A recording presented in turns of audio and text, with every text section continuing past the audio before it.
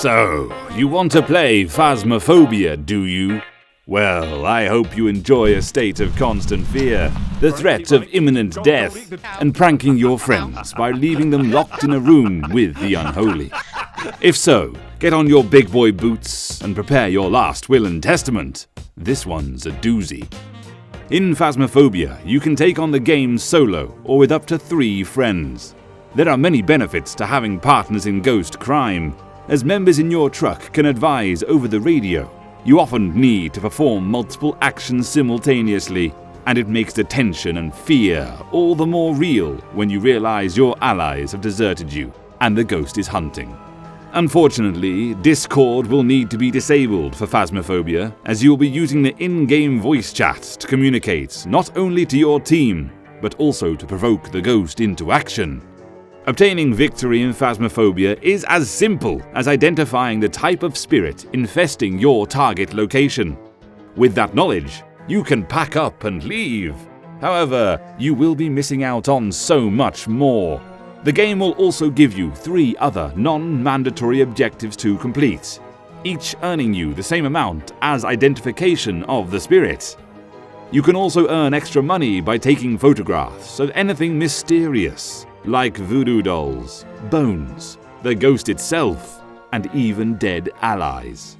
In order to first be able to identify the wayward spirits, you're given a standard set of tools by the game, including an EMF reader, spirit box, and UV torch. However, that is not the limit of the tools at your disposal.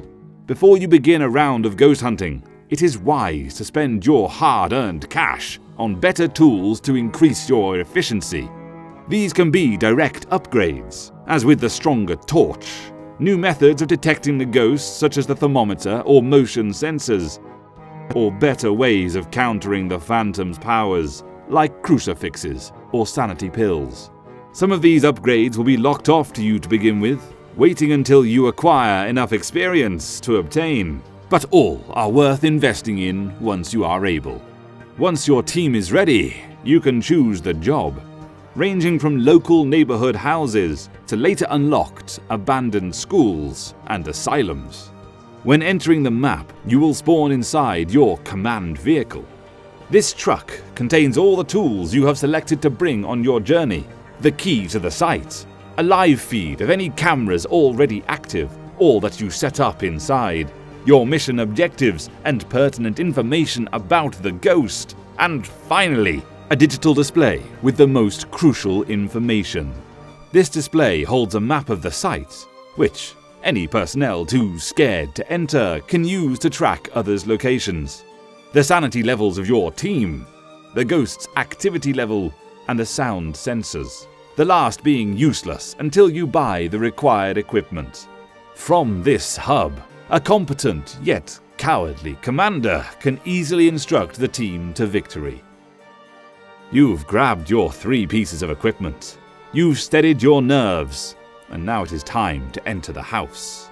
Each site is randomly generated from preset rooms and path designs, giving you a new experience each time you start, but without making layouts unrecognizable.